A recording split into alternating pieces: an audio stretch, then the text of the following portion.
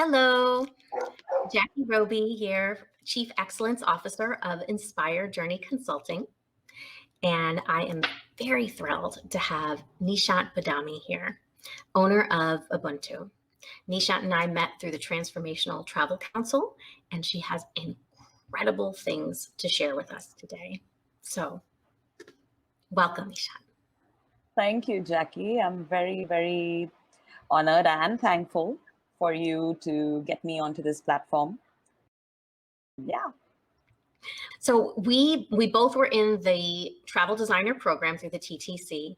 What did you experience there? What changed you and how you did business by working through that program? Of course, you have the whole course and it introduces you to people who are in the field, who are doing great work out there to, better the situation of the planet, of people, while they create these beautiful itineraries and do other beautiful mentoring work as well. So that was there, of course, and you learned all the great principles that go into transformational travel. But what was also good was interacting with so many different people from different parts of society, from different companies. And for me, that's important. Interaction with people brings out, in a sense, the reality of what you're learning, right? When you interact and when you get everybody else's input on the various principles, experiences that people have had, opens your eyes to stuff that you have never experienced. And that inspires you, that motivates you, that there are people out there who are doing good work, who are motivating others, and this can be a way of travel, a way of life, in fact. Absolutely. I agree. I think the opportunity to have people from all across the globe come together and have these beautiful values and like-minded help to move this world forward in a more sustainable way and in a more inclusive way. Yeah. I love that. So one of the big things that we did, the capstone project is what it's called. So that's that end of the course project in order to develop a plan of travel. So can you speak a little bit to what you've done? What I realized, since we did this course right through the lockdown, in fact, we started just when lockdown in Bombay had begun in March. And I realized, just through the various love sharing circles, through the various lighthouses, about how people were feeling. And one thing I think that was required coming out of all of this, while we come out of all of this, is resilience. And a country, to me, that reflects this in the purest form is Japan. The people, whether it has been on the political front, wars, nuclear stuff, all your natural phenomena, everything. They have gone through all of that and they have come out extremely resilient, very patient people. They're still so grounded. That whole zen that they still have. And that intrigued me. So you go into a little bit more deeper research about their various ways, whether it's art, whether it's bonsai, whether it is wabi sabi, finding the perfection in the imperfection, kintsugi, all of these various things makes the Japanese society the way it is today. I mean, traditions and all of that is one thing, but seriously, hats off to them for where they are today. So that inspired me to create this itinerary that kind of weaves the transformative principles. There are places in Japan, in northern Japan, in the east of Japan, that people don't end up going to, where there have been tsunamis. People have been affected very badly over there with the nuclear warfare, with the tsunamis, etc. And we need to know more about it, not just about Hiroshima and Nagasaki, but because there are other areas. Did even anyone know that in the northern part of Japan, there actually was an indigenous community, which of course had to integrate themselves into the Japanese community, but they came from Siberia and those islands. And till date, there are mixed families, but a mother will not tell her child, I read a lot of interviews, a mother will not tell her child that she is part Ainu are the indigenous people, because they have to be Japanese. So although the culture in its true sense doesn't exist, they are making people aware of it now. The younger generations are making people aware. There are museums like village museums and things like that, but the music, the lifestyle of what the Ainu were, and all of that is coming, people are getting more aware of it. So taking all these things into consideration, I decided to create, it is a very long itinerary. It's a 1 month, well, 32 days itinerary, but that's because I believe with everything that you learn, you need to sit back, you need to reflect, and you need those little breaks in between to do that. Yeah, that is, and of course, the fact that Ubuntu is all about humanity. A lot of people are constantly paying attention to the environment and doing great stuff for the environment. But I believe that until you don't take care of the human factor, all those changes to the environment and all won't go through. Human beings need to know that they are cared for. I believe that you start being nice to human beings start doing great things for the world and for the planet and for other human beings. I could not agree with you more on that last statement that you made. I fully believe that we need to be doing so much more to take care of each other and be empathetic and inclusive. And I love how looking at that helps us move forward into taking care of everything around us. This excursion into Japan will take the traveler through the history, correct? Through the history, a little bit of history. They are going to have art and crafting experiences because you're going to do pottery at different points. I've placed it strategically.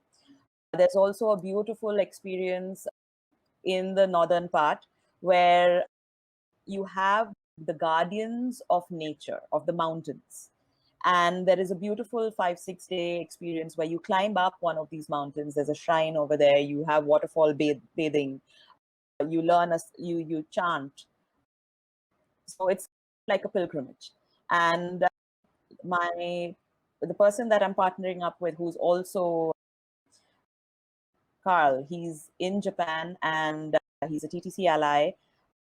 His company is called Tokyo Way, and we've discussed a lot of things, and he actually went and explored that region and had this experience. It's called the Yamabushido. It's a beautiful experience.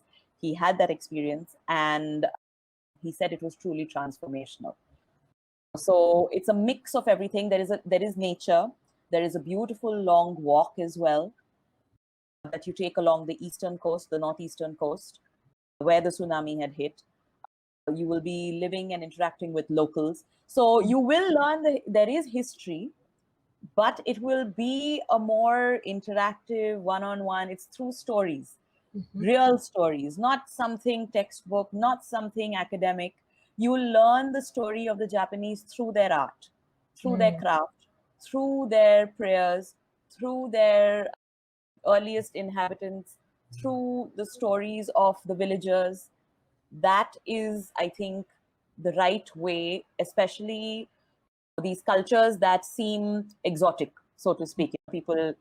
I think people need to learn to be there with them as opposed to just you're going there, you're trying to be involved with the community, but you're not completely in there with them. So this hopefully is going to try to get people to be there, but at the same time feel loved, and they don't feel rotten about anything that they're feeling or experiencing as a result of the pandemic. I think that's beautiful. The cultural immersion is fantastic. And you're right, we do learn better and experience better when we're involved. And I also see the elements of the art being brought in, the creativity that you mentioned. And I think that's such a strong connection, something that you can take with you. You'll never forget it. And also really must hit home for you and your passions. Yeah. So I love art.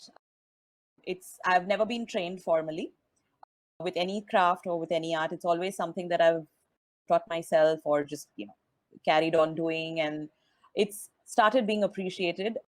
I started a company called One Crafty Lady because initially it was because I used to like upcycling furniture. I used to take old table legs and convert them into a chandelier, or take crates, packaging crates, and make them into tables with old Indian tiles, all sorts of things. Then, of course, I took a break from that, but now I've revived One Crafty Lady, but this time focusing more on hemp. As of now, the fabric. Hemp uses minimal water. It's extremely durable. So you will have those clothes, you'll have that fabric for a longer period of time. So that was one of the main focuses, but I'm bringing in ceramics. I love working with clay.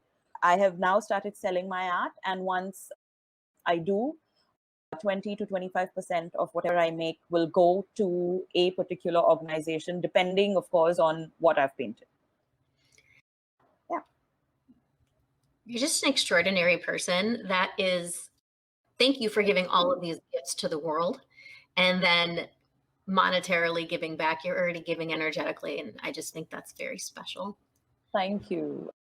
There's only so much we can all do. And I think we need to make our time here count in some way.